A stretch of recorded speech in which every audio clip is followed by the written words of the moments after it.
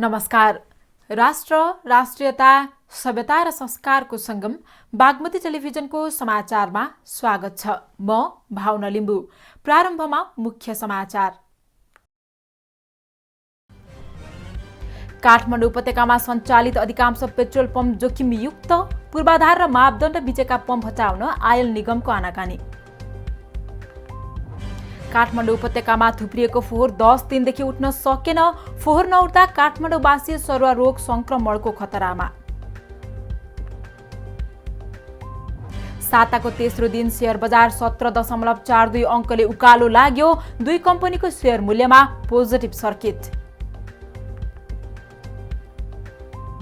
युक्रेनको Donetsk र लुहान्स्कलाई रुसले बेग्लै राज्यको मान्यता दिएपछि युक्रेनमा सङ्कट चर्कियो। भारतले आफ्ना नागरिकको उद्धार थाल्यो। र नेपाल युएईसँग 68 रनले पराजित। अस्ट्रेलियामा हुने आइसिसी पुरुष टी20 विश्वकप खेल्ने नेपालको सपनामै सीमित।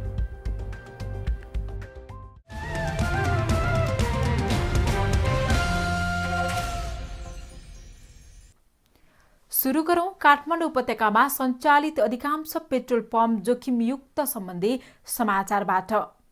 सरकारले पेट्रोलियम पदार्थलाई अति प्रज्वलनशील वस्तुको सूचीमा राखेको छ, तर यस सम्बन्धी प्रष्ट कानुनी व्यवस्था अझै भएको छैन। त्यही कानुनको छिद्रबाट इन्धन व्यापारीले काठमाडौँ उपत्यकासहित देशभरको शहरी क्षेत्रमा उच्च जोखिमयुक्त व्यापार गरिरहेका छन्।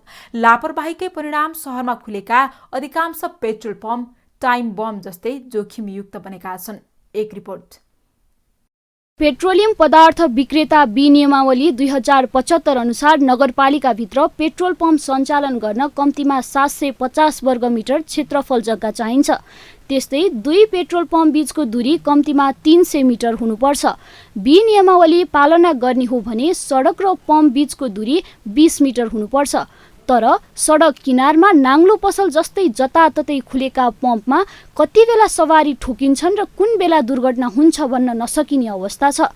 तर नेपाल आयल निगम यस्ता पम्पका कारण सिर्जना हुन सक्ने जोखिमबारे अध्ययन भइरहेको जवाफ दिन्छ। हामीले चाहिँ के भनेका छौँ भने यो अग्नि नियन्त्रण सम्बन्धी, अग्नि सुरक्षा सम्बन्धी उपकरणहरू चाहिँ तपाईँहरूले राख्नुपर्छ र त्यो अनुसारको चाहिँ तपाईँले त्यसलाई चेक जाँच गरिरहनुपर्छ र त्यसपछि आम सर्वसाधारण जसले चाहिँ तपाईँको पेट्रोल पम्पमा तेल खरिद गर्नुहुन्छ उहाँहरूलाई सुरक्षित हुने हिसाबले चाहिँ र आफूहरू तपाईँहरू पनि सुरक्षित हुने हिसाबले मात्रै बिक्री वितरण गर्नुपर्छ तपाईँहरूले भनेर हामीले भनेका छौँ।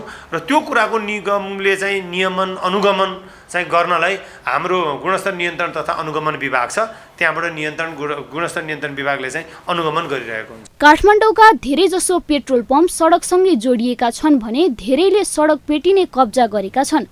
तर नेपाल आयल निगम अथवा काठमाडौँ महानगरपालिका कसैले पनि यसबाट निम्तने जोखिम न्यूनीकरणमा चासो दिएका छैनन्। सरकारवाला निकायकै मिलेमत्तोमा पेट्रोल भण्डारण गर्दाको मापदण्ड, आगलागी नियन्त्रणका लागि राख्नुपर्ने पूर्वाधार, सुरक्षा पर्खाल लगायत मापदण्ड मिचिएको छ। मापदण्ड अनुसार काठमाडौँ उपत्यकाभित्र सञ्चालन पम्पले 1.20 मिटर अग्लो पर्खाल लगाएर त्यसमाथि 0.90 अग्लो चेन लिग फेन्सिङ गर्नुपर्ने नियम छ। त्यस्तै बिक्री स्थलका सबै उपकरण अर्थिङ गर्नुपर्छ। 6 थान फायर एक्सटिङ्ग्विसर, 1000 लिटरको पानी ट्याङ्की राख्नुपर्छ। 10 लिटरको 4 थान बाल्टीमा बालुवा भरेर तयारी अवस्थामा राख्नुपर्छ।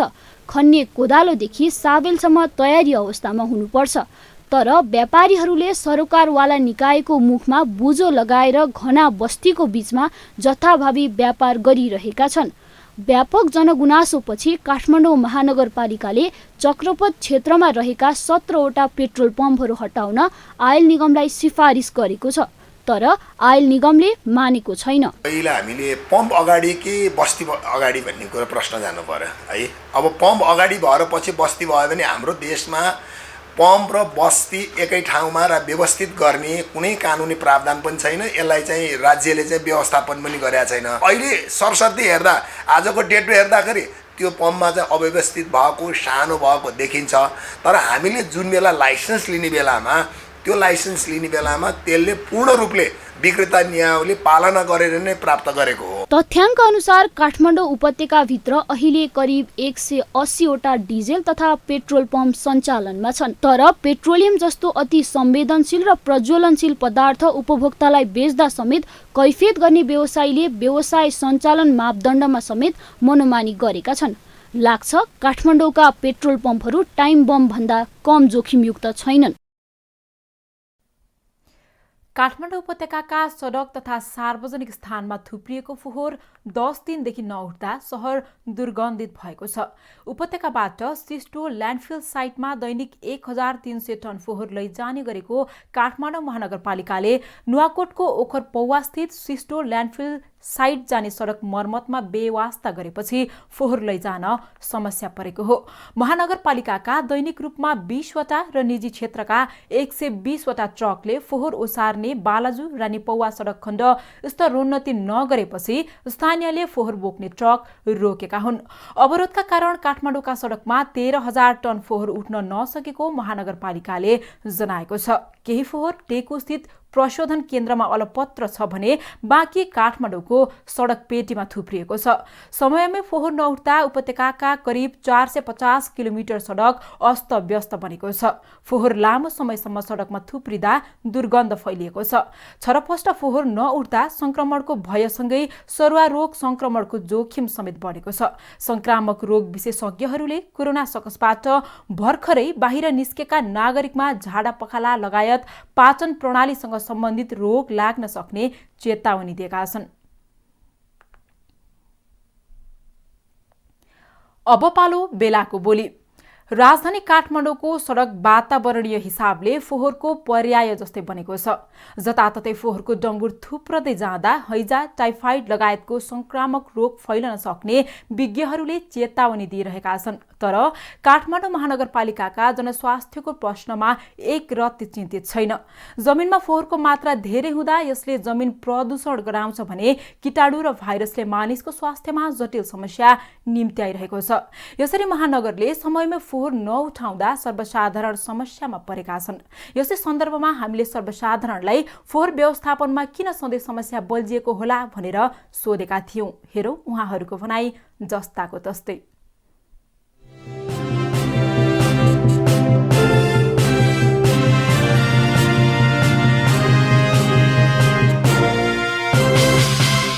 फैलिएको छ नि। यहाँ दुर्गन्ध त गर्मी बढ्दै गएको छ। कति फैलिन्छ अझै रोगहरू महामारी कति आउने हुन्। त्यस्तै छ।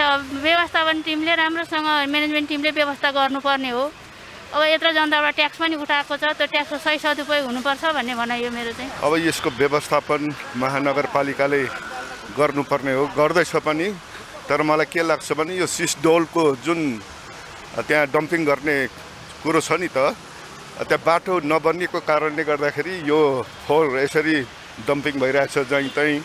हुन त अब मान्छे आफ्नो हुन्छ, फोहोर आफ्नो हुँदैन। सरकारले गर्ने नगरपालिकाले गर्ने कुरो आफ्नो ठाउँमा छँदैछ, तर नागरिकमा सिभिक सेन्सको डेभलप हुनुपर्छ।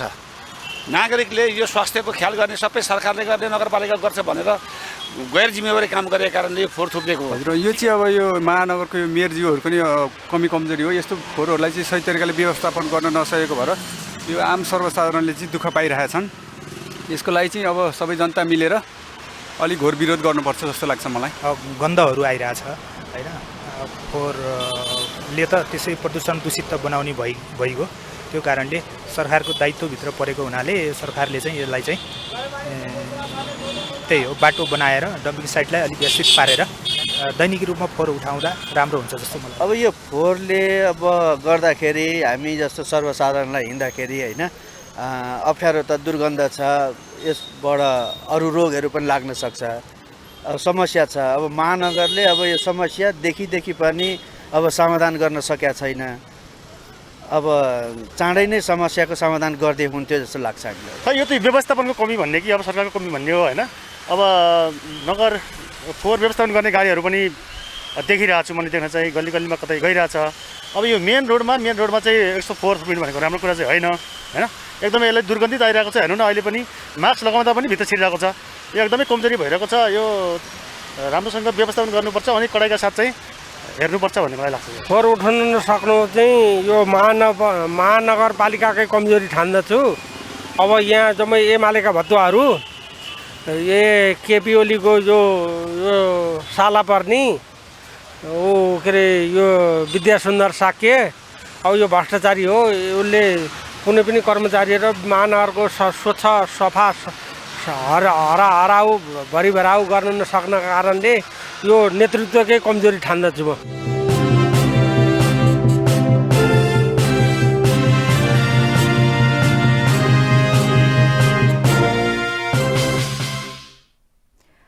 समाचारमा एकैछिन विश्राम।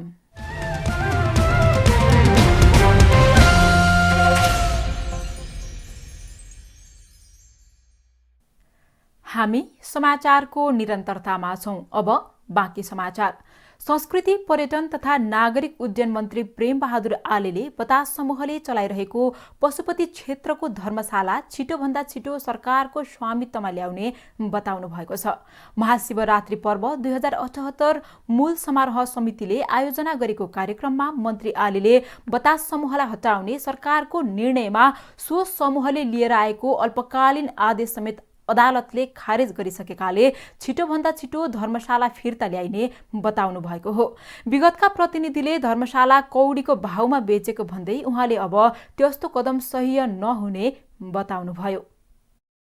प्रधानमन्त्री आदरणीय नरेन्द्र मोदीले 25 करोड भारू पैसा दिएर धर्मशाला निर्माण गर्न दिएको त्यो भवन आज कौडीको भाउमा विगतको चाहिँ प्रतिनिधिहरूले बेच्ने कामहरू गरेका छन्।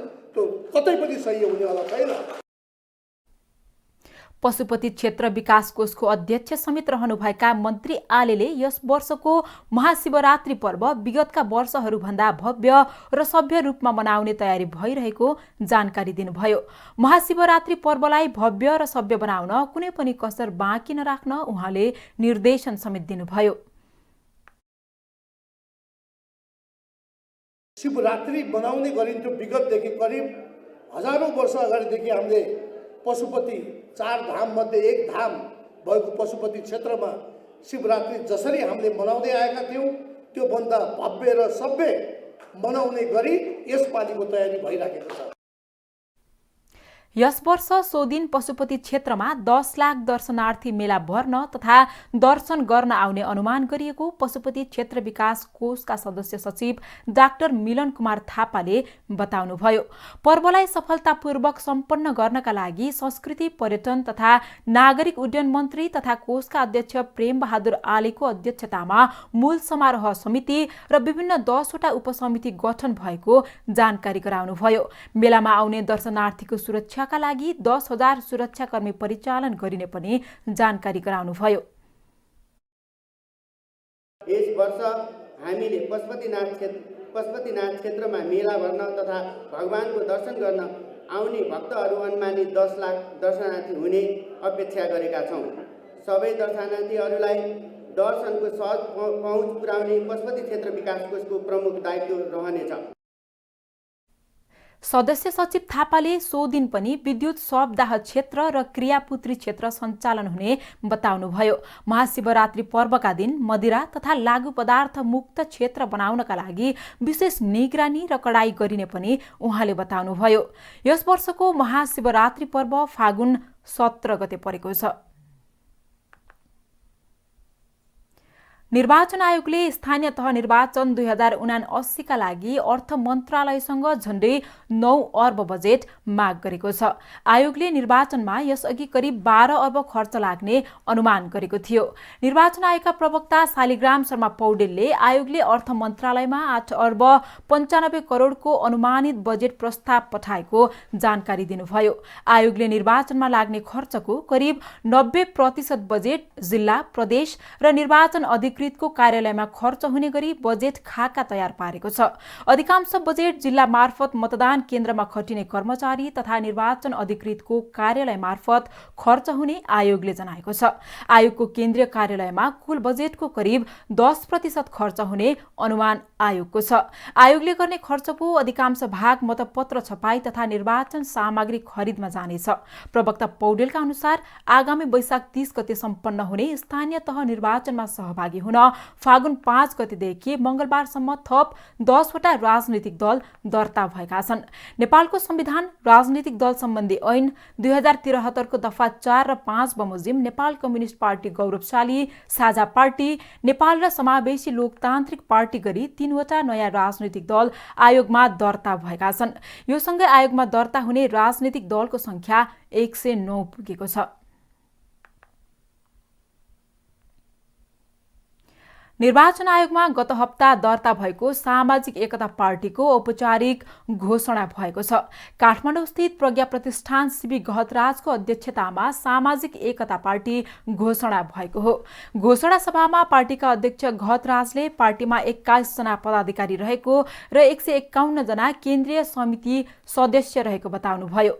उहाँले पार्टीले एकताको सम्मान गरौं, समृद्ध नेपाल निर्माण गरौं भन्ने मूल नारासहित पार्टी घोषणा भएको बताउनुभयो। अध्यक्ष गहतराजले पार्टीले आफ्नो मान्यता र उद्देश्य कार्यकारी राष्ट्रपति र पारदर्शी सुशासन भ्रष्टाचार मुक्त नेपाल बोकेको बताउनुभयो।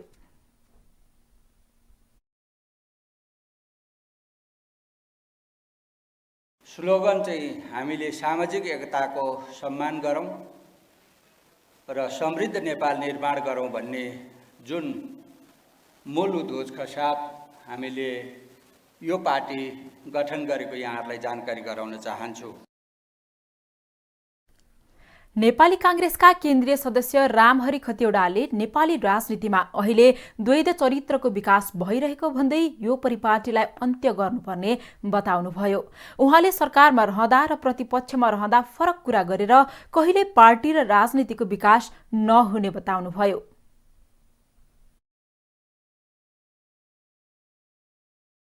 काम गरेर अगाडि बढ्ने परम्पराको सुरुवात गरौं, जनताको भावनालाई कदर गरौं।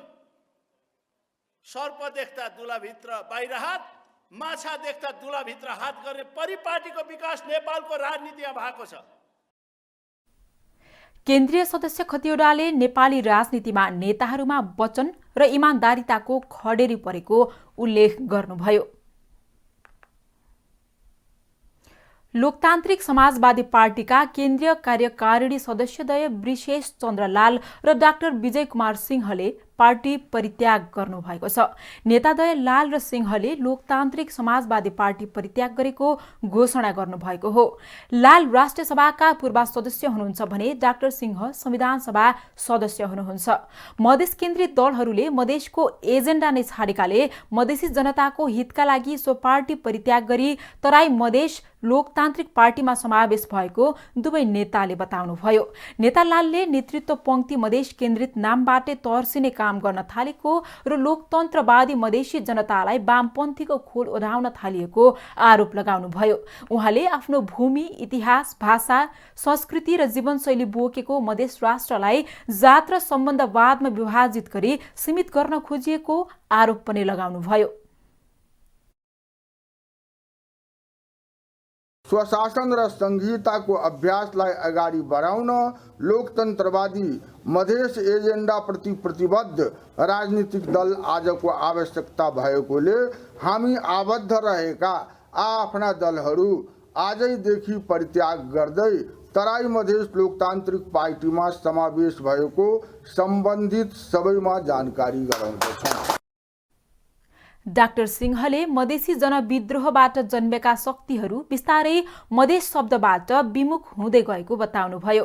महन्त ठाकुर नेतृत्वको लोकतान्त्रिक समाजवादी पार्टी लोसपा छाडेर नेताहरू तराई मधेस लोकतान्त्रिक पार्टी तमलोपा बेउताउने अन्तिम तयारीमा जुटेका छन्। जसपाभित्र विवाद चलिरहेकै बेला निर्वाचन आयोगमा तमलोपा दर्ता भएको थियो। धनुषाका रविशंकर लाल कर्णको नेतृत्वमा तमलोपा दर्ता भएको हो। कर्णलेता लाल निकट मानिन्छन्। समाचारमा एकैछिन विश्राम।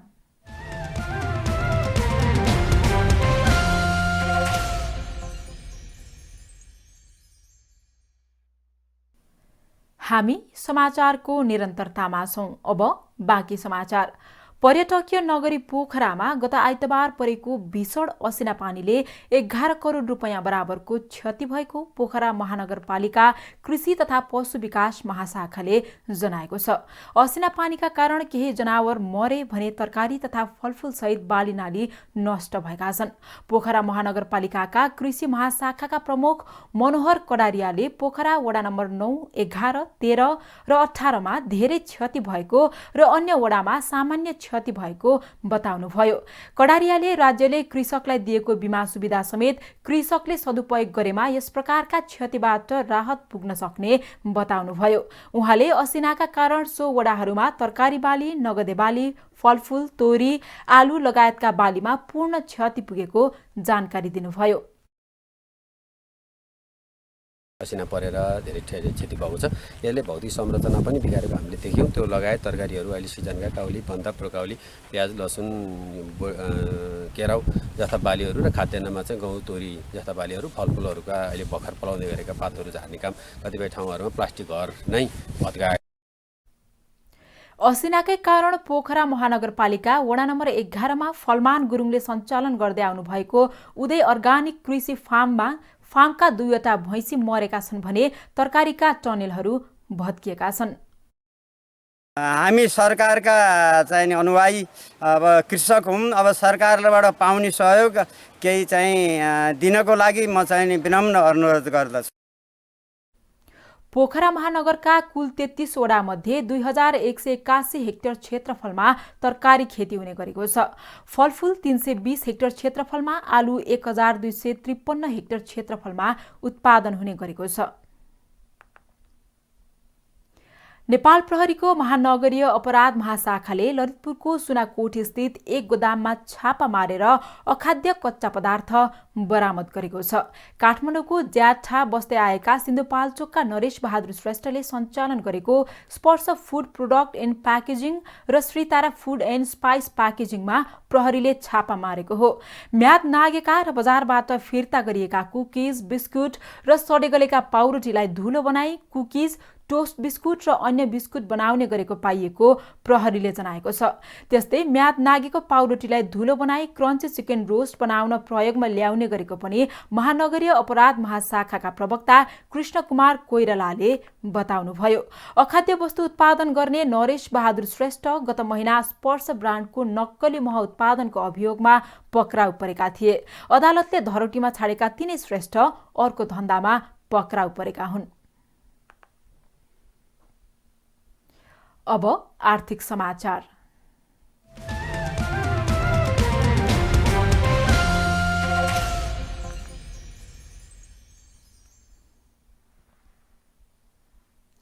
धितोपत्र कारोबार हुने साताको तेस्रो दिन शेयर बजार दोहोरो अङ्कले उकालो लागेको छ।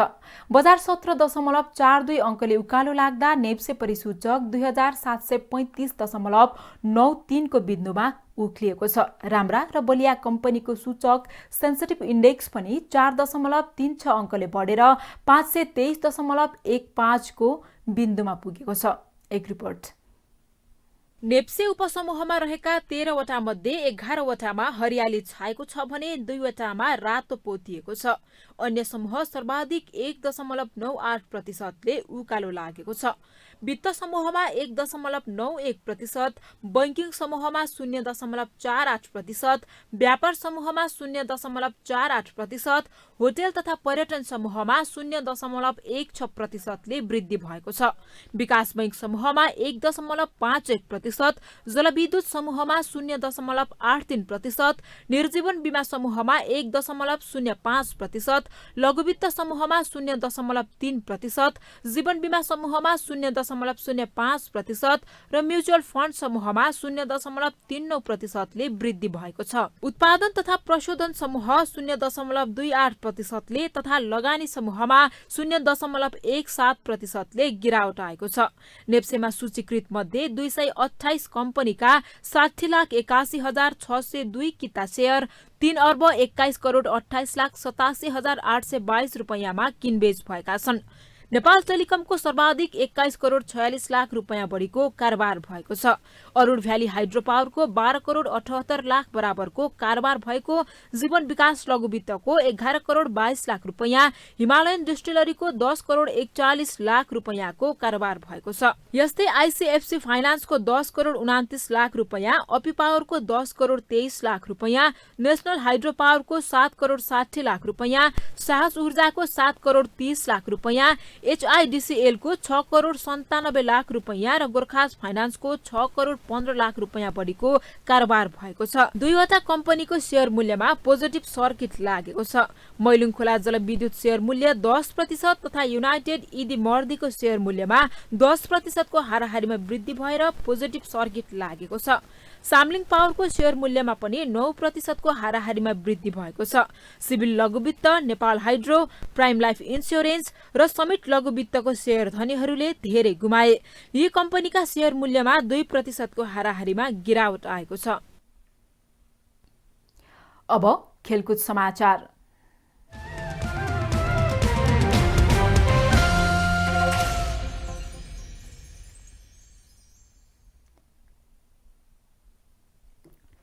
नेपाल अस्ट्रेलियामा आयोजना हुने आइसिसी पुरुष टी20 विश्वकपमा छनौट हुन असफल भएको छ।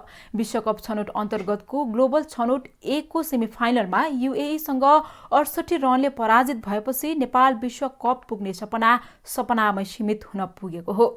ओमानको अल अमिरातमा युएईले दिएको 176 रनको लक्ष्यसहित जवाफी ब्याटिङ गरेको नेपालले 18 ओभर 4 बलमा अल आउट हुँदै 107 रन मात्र बनाउन सक्यो। नेपालका लागि दिपेन्द्र सिंह ऐरीले सर्वाधिक 38 रन बनाउनुभयो। यस्तै ज्ञानेन्द्र मल्लले 20 रन जोड्दा आरिफ शेखले 11 रन मात्र जोड्नुभयो।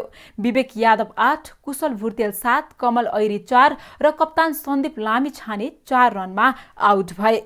आसिफ शेख र लोकेश बमले खाता नै खोल्न सकेनन्। युएईका अहमेद राजाले 5 तथा जुनदे सिद्दकीले 3 विकेट लिए। यसअघि टस जितेर पहिलो ब्याटिङ गरेको युएईले 20 ओभरमा 7 विकेट गुमाएर 175 रन बनाएको थियो। युएईका लागि मोहम्मद वासिमले 70 रनको अर्धशतकीय इनिङ्स खेले। भृत्य अरविन्दले 46 रन जोड्दा मोहम्मद उस्मानले 17 रन जोडे। जवार फारिदले 11 रन जोडे। रोहन मुस्तफा 9 रनमा अभिजित रहँदा अहमेद राजा 6 रनमा अभिजित रहे। नेपालका जितेन्द्र मुखिया र अविनाश बोहराले 3-3 विकेट लिए। कप्तान सन्दीप लामिछानेले 1 विकेट मात्र लिनुभयो। कतार एयरवेज शहीद स्मारक ए डिभिजन लिग फुटबलमा नेपाल पुलिस क्लब र नेपाल एपीएफ क्लबले बराबरी खेल्दै अङ्क बाँडेका छन्। त्रिपुरेश्वर स्थित दशरथ रङ्गशालामा मंगलबार भएको विभागीय डर्बी भिडन्त 1-1 गोलको बराबरीमा सकिएको हो। रोमाञ्चक बनेको खेलको सुरुवाती अग्रता भने पुलिसले बनाएको थियो, तर पुलिसले अग्रता जोगाउन सकेन। पुलिसका सुमन लामाले 1 गोल गर्नुभयो। एपीएफका प्रदीप लामाले बराबरी गोल फर्काउनुभयो। खेलको पहिलो मिनेटमा सुमनले गोल गर्दै पुलिसलाई सुरुवाती अग्रता दिलाउनु भएको थियो। एपीएफका डिफेन्डर एडमा डोम्बियाले गोलकिपर युया कुरियामा पोजिसन भन्दा बाहिर रहेको अवस्थामा क्लियर गरेको बल नियन्त्रणमा लिँदै उहाँले सहजै गोल गर्नुभयो। खेलको 41औं मिनेटमा प्रदीपले गोल गर्दै एपीएफलाई 1-1 गोलको बराबरीमा ल्याउनुभयो। पुलिसका डिफेन्डरले क्लियर गरेका बलमा पेनाल्टी क्षेत्र बाहिरबाट उहाँले उत्कृष्ट गोल गर्नुभयो। यस बराबरीसँगै पुलिसले 12 खेलमा 12 अङ्क जोडेको छ। पुलिस 11औं स्थानमा रहेको छ। एपीएफले 12 खेलमा 15 अङ्क जोडेको छ। एपीएफ 8औं स्थानमा रहेको छ। अब मौसम सम्बन्धी जानकारी।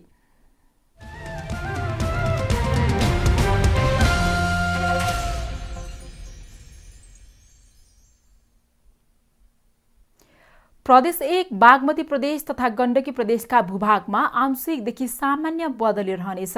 देशका उच्च पहाडी तथा हिमाली भूभागका केही स्थानहरूमा हल्का हिमपातको सम्भावना रहेको जल तथा मौसम पूर्वानुमान महाशाखाले जनाएको छ।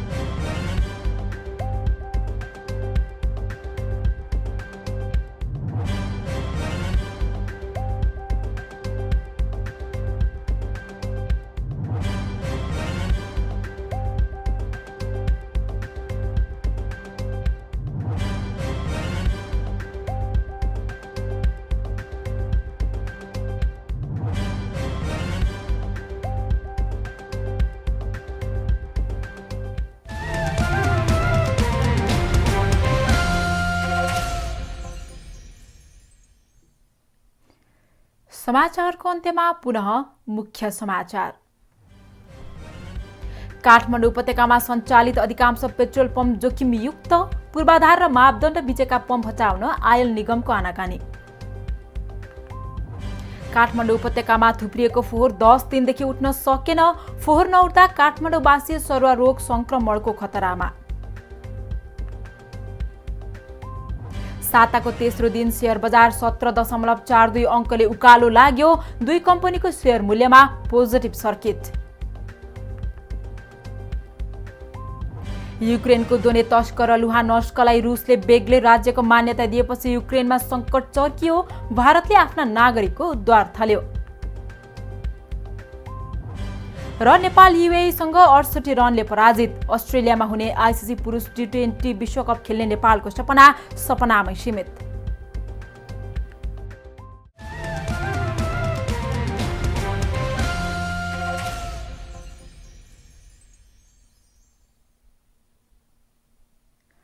राष्ट्र, राष्ट्रियता, सभ्यता र संस्कार संरक्षणमा समर्पित बागमती टेलिभिजनमा प्रसारण भइरहेको समाचार अहिलेलाई यति नै। हेर्दै रहनुहोला बागमती टेलिभिजन।